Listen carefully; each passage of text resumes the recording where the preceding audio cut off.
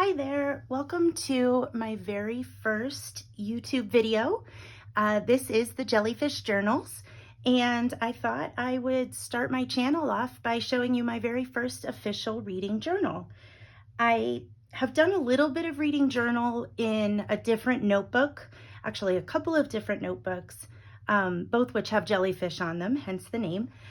And I just loved it so much, I thought I should try a dedicated journal for 2025 to document the books that I've been reading. I was a very avid reader as a child. The worst punishment I ever remember getting as a child was when I was grounded from books. That one still haunts me to this day. But it took a long time before I was able to really get back into it. I think all of the required reading in high school turned me off of it for a little while. And now that I'm a little older, my children are a little bit older, and I have a little bit more time to myself, it's a lot easier to find the time to dive into a book or two. And so with that, I decided I was going to go all in. This is my very first Archer and Olive notebook.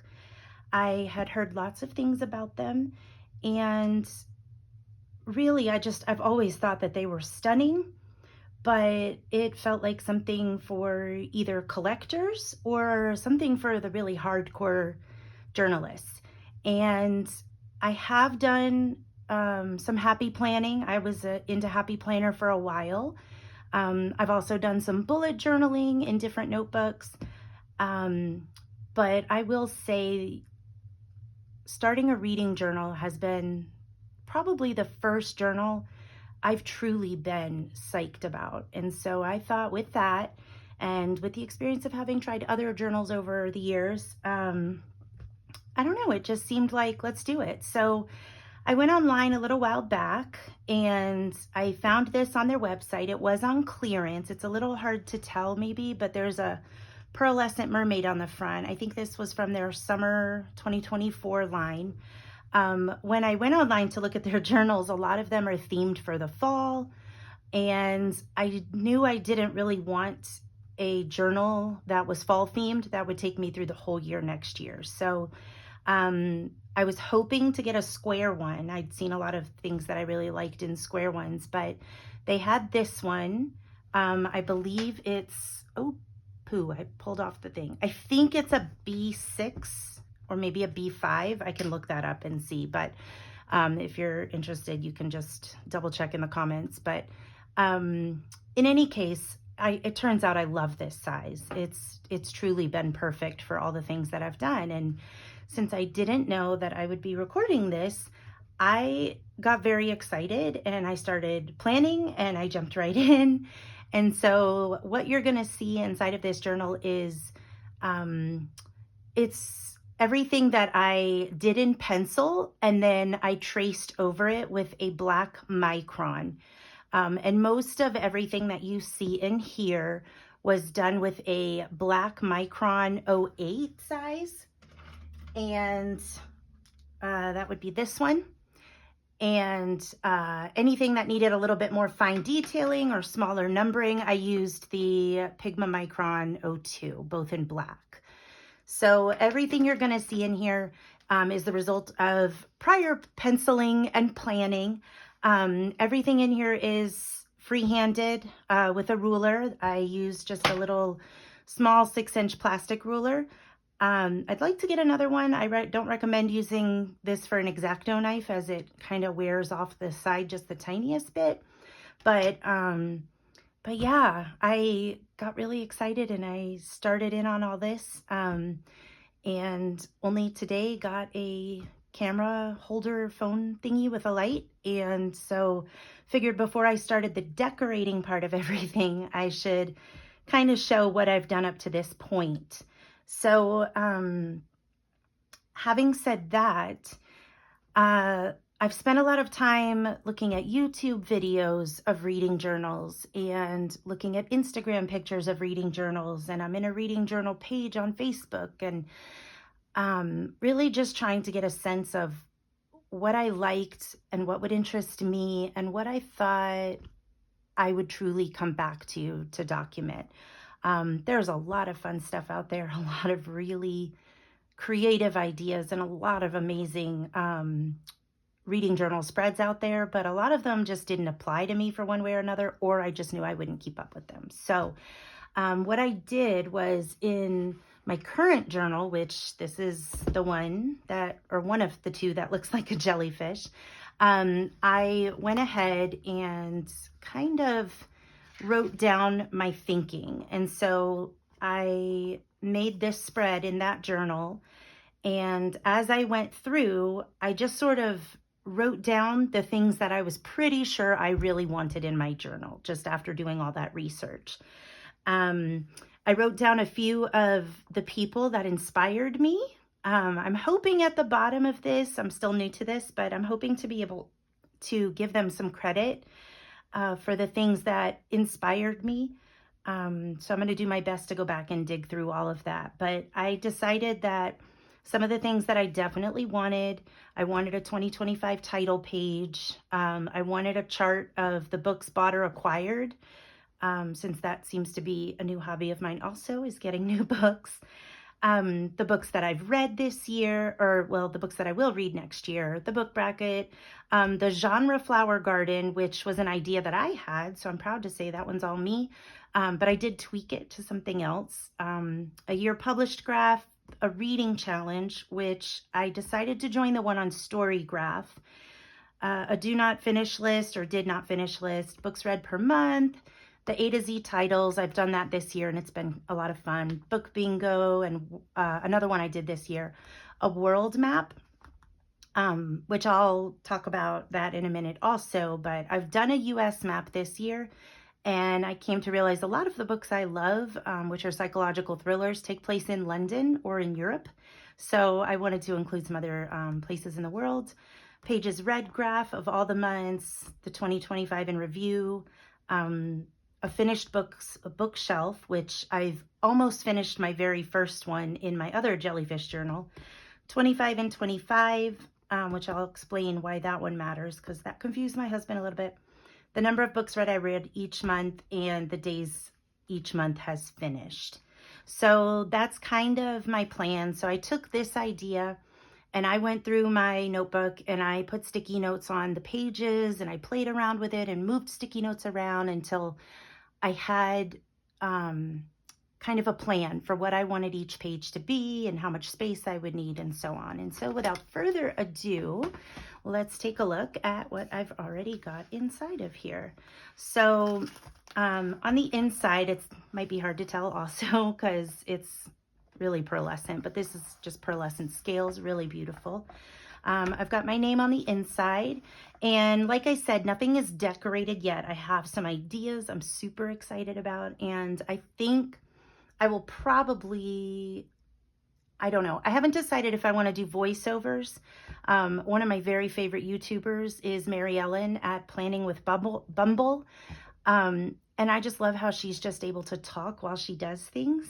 I don't know if you can tell, but my voice is a little shaky. I'm a little bit nervous, and I am determined to just do this and get it done so I can, I don't know, get it over with. Sounds terrible, but kind of get it over with. So in any case, I'm hoping as I go through and I do some of the decorating, those will be further videos, so you can see how I thought things through. So turning that page, this is my title page that I wanted to do.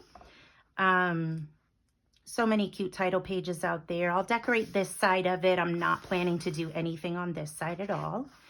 Then I've got a quote. There's a lot of book quotes out there, but Lisa C. is one of my very favorite authors. And so I just thought this quote, read 1,000 books and your words will flow like a river. I thought it is absolutely true, but also it has an interesting connection to a lot of her books. A lot of her books involve water or take place near water, or somehow water seems to be very involved in her stories. And so I really just loved that. This is for my 25 and 25. I normally try to read books, not so much in the order I buy them, But when you see my bookshelf in a minute, actually here, I can show this one. So this is my other Jellyfish journal. And on this one, these are pretty common. Lots of people do them differently.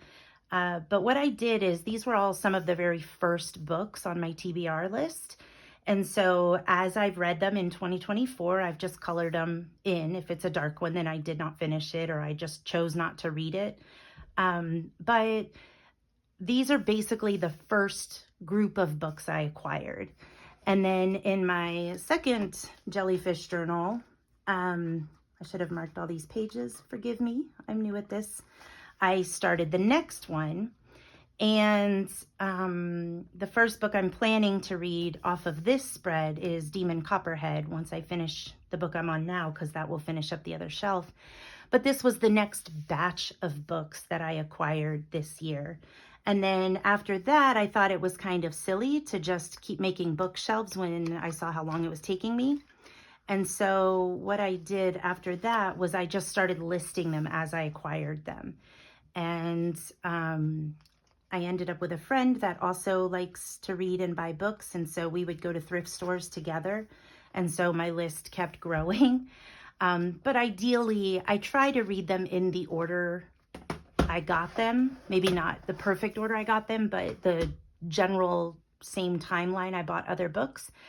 And so this page is kind of for the ones that I want to read no matter when I bought them. It could be the last book I bought, or it could have been a book from one of those bookshelf spreads in the other journals. But I think there's just some books that I cannot wait to read, and I get really excited about it, but I was making myself wait to read them because I wanted to finish that first bookshelf page in that first journal. And so I just kind of decided that these books would take priority. It doesn't mean they'll be the first books I read in 2025, but they will happen in 2025. Then after and the plan is to write the titles on them. But since I'm filming this and it's only mid-October, I might dip into a couple, like Demon Copperhead would have been on here.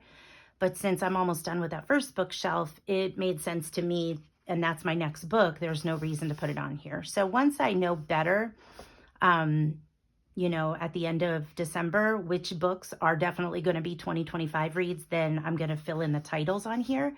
And the plan is to just color them in as I read them. So then I've got my reading log here.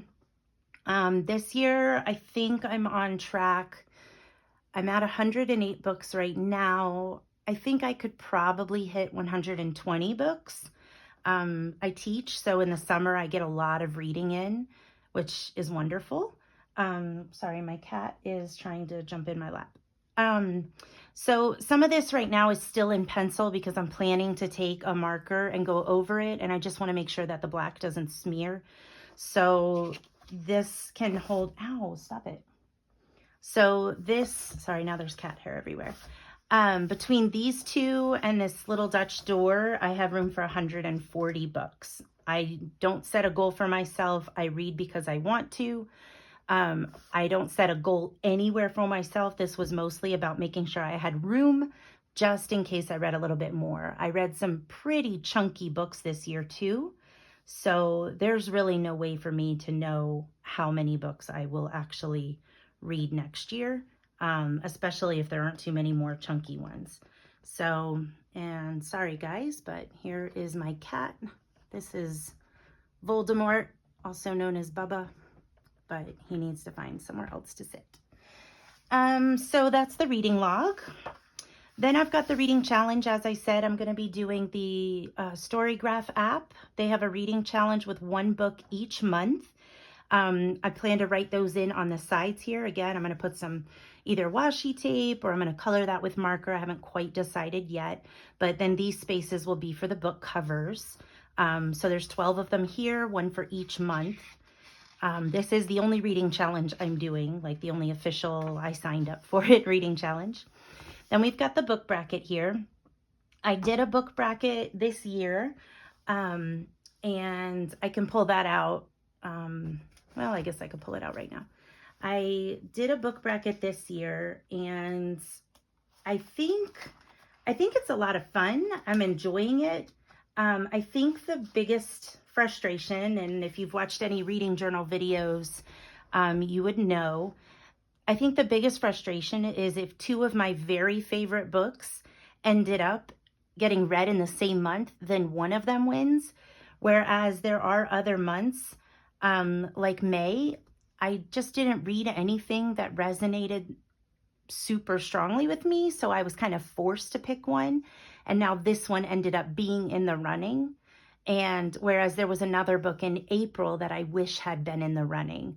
So what I did to kind of compensate for that, I know a lot of people do the cow pile rating system. I am not sure I can wrap my head around that yet, but what I did was I left one little box here in case the top book is not my favorite one.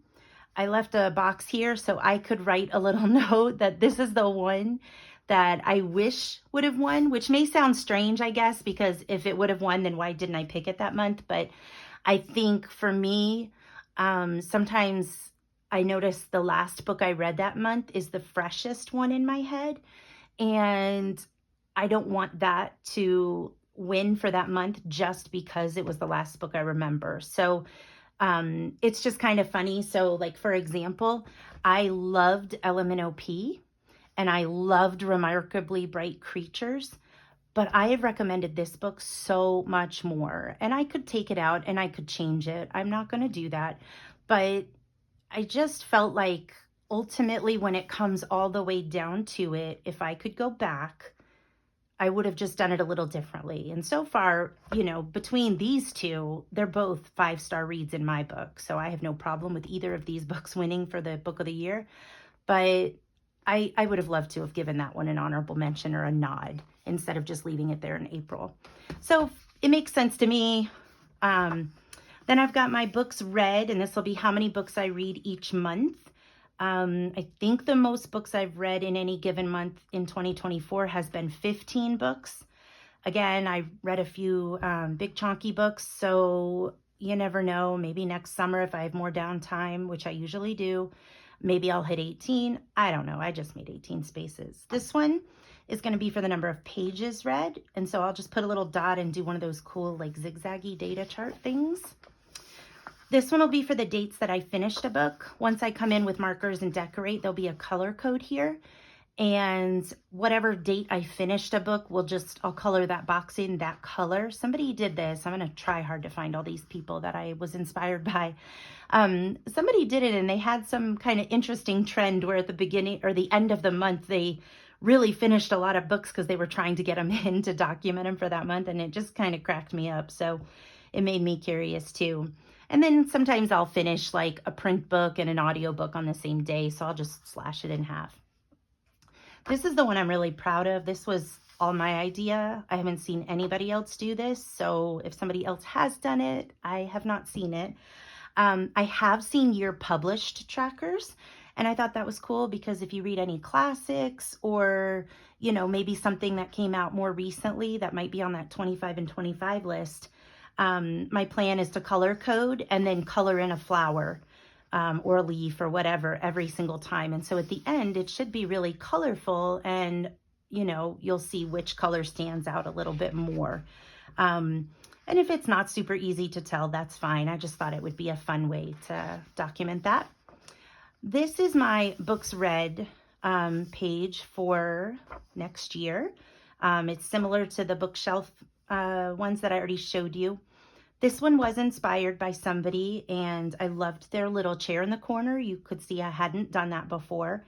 As of now, I think I've read 64 print books off my shelf at home, and so I made space for 80 here. And then my plan is to take some washi tape that looks like wood and make the edges of the shelves, and I have a really cool idea for the chair that I haven't seen anybody do yet. And then I'll put some stickers. I love stickers so much. I'll put some stickers on the shelf, like little plants or doodads and things that would be on a bookshelf. But then I probably will go in using the books on the other bookshelfie from the other journal that I showed, and I will write the titles in here. I really like doing that because then it gets colored in really random all over the place. And I don't know, there's just something about that I really love. And then I also am kind of honoring the books that have been on my shelf the longest, keeping in mind that the 25 and 25 will take priority if I'm getting to December and I haven't finished that page or that list. Then I've got the genres that I've read. And again, I looked at Storygraph and I looked at my data for 2024 and I wrote down the genres that I read the most.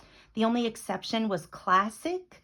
I do have a few on my TBR bookshelf that I don't know if they're considered classics. Like I know Wuthering Heights and Pride and Prejudice are classics. I definitely have plans to read Edgar Allan Poe and 1001 Arabian Nights for next year. I know both of those would probably be considered classics, but then I wasn't sure if like The Handmaid's Tale would fall under this category or not. I know it's popular now, but I don't know how all that works. Probably not a classic, but in any case, I just wanted a place to document those since I have a plan. Then new books, this is kind of neat. I don't know if I've seen a chart like this yet or a graph like this, but I wanted to write down where each of my books have come from.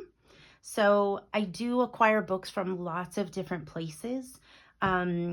And these are some of my favorite places to get books. So ARC and Goodwill thrift stores. We have a secondhand bookstore called Second and Charles, and I like to go there sometimes.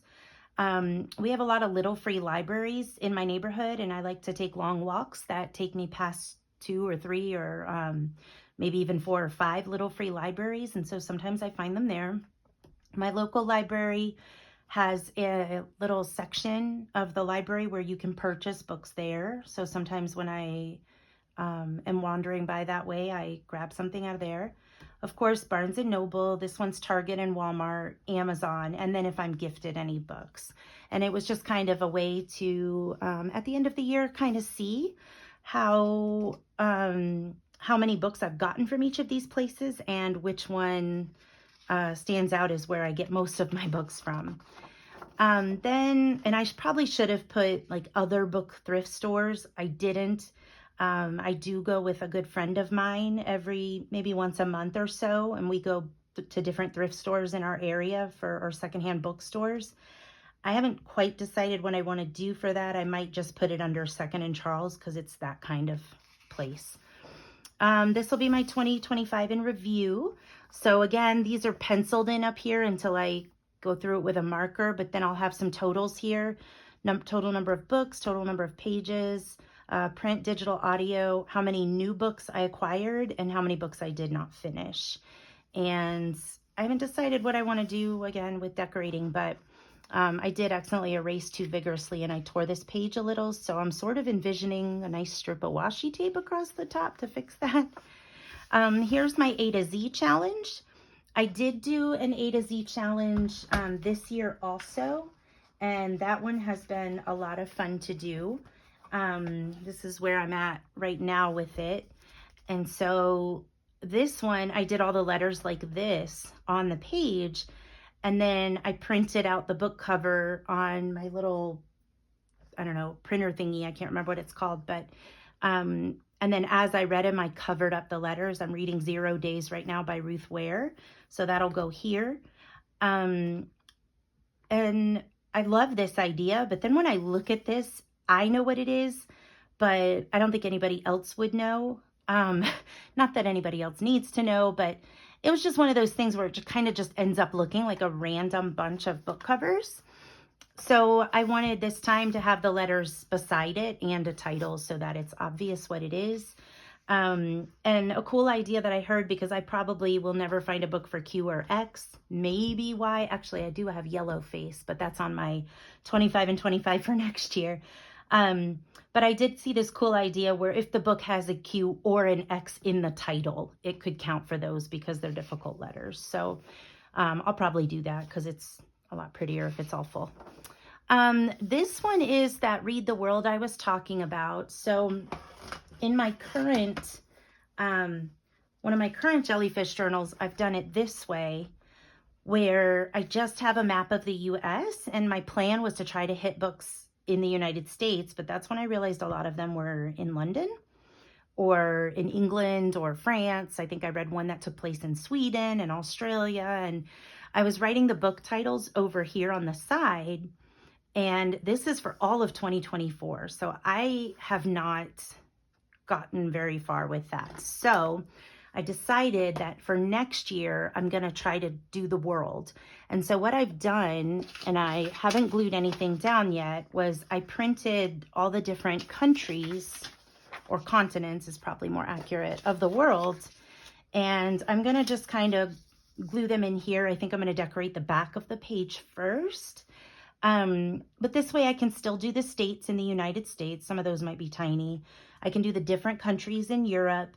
I don't read a lot of books that take place in Asia, but a lot of Lisa C's books take place in China and that area, so that would be good. I have read a couple of books that took place in Australia. Ouch. I don't think I've ever read a book that took place in Africa, so that might be kind of cool to find something. And then South America. I have read a couple of memoirs that took place in South America. So I tried everything I could. I could not make it look like the world without this spot being too small, and this spot, obviously Asia, and this whole area would have been massive, and I didn't need it to be that big. So this is just what I did to make it fit and to try to honor all the different places in the world where the books have been coming from. And I've also decided I'm not going to write down the book titles because truthfully, I don't see myself ever saying, hey, what was that book I read that took place in Kentucky, and going back to find it. So then here we've got book bingo. I've left it empty. I'm going to go through and write them down, but I've been doing a lot of research on this. The book bingo that I'm doing this year, I honestly cannot stand this page. This is not my normal caliber of what I like to do, but I got a little excited. I wrote them all in. I picked colors based on the washi tape, and I would never do that again. But I've pretty much filled most of this up. I need a book about books, a book set in a holiday, an award winner, which I think I actually have just finished that, and a book with a green cover. I update all of my reading spreads at the end of each month. So I think these two will be taken care of because I just read one that took place over a holiday. So in any case, I want to be more mindful about what I put on my book bingo for next year. Then we have Read the Rainbow. This was a cool idea that I saw online. I think Jassy, I can't remember her last name, but I just discovered her recently, and she did this whole YouTube video on 100 or more spreads that you could put in your reading journal. And I must have watched that whole video twice, and I took screenshots, and oh yeah, that was the other thing I did in here. When I put this here, I also did one for monthly, and this is what I would want on my monthly pages.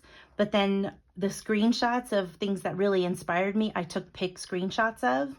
And so I think they're in my phone. I can go back and find them, but you'll see, like, that's where I got the idea for the reading challenge. That's the 24 and 24 where I got the idea for that.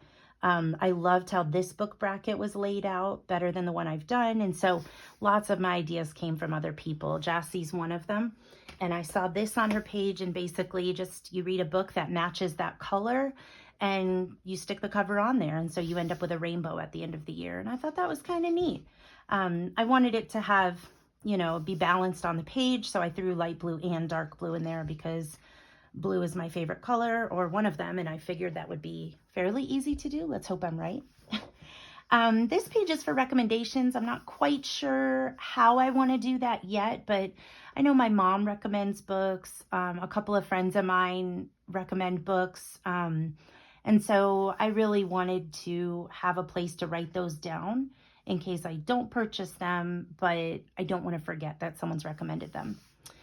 This is a book awards page. This was another idea I saw that I thought was kind of fun. And so I'm planning to do the longest book, the shortest book, the prettiest cover, the ugliest cover, the best memoir, and the worst book that I read in 2025.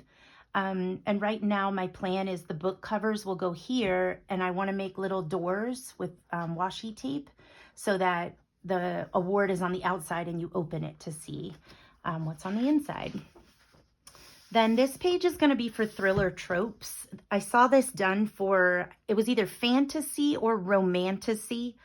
But somebody had collected like the biggest tropes out there for romantasy or fantasy, and they kind of did it as I looked at it as kind of like a joke, like, here, these are the most common tropes for that genre, and this is a book that fit that trope. And so what I decided to do was one for thrillers, because that's the book I read the most. And so I've got all the tropes on all these like little sticky notes.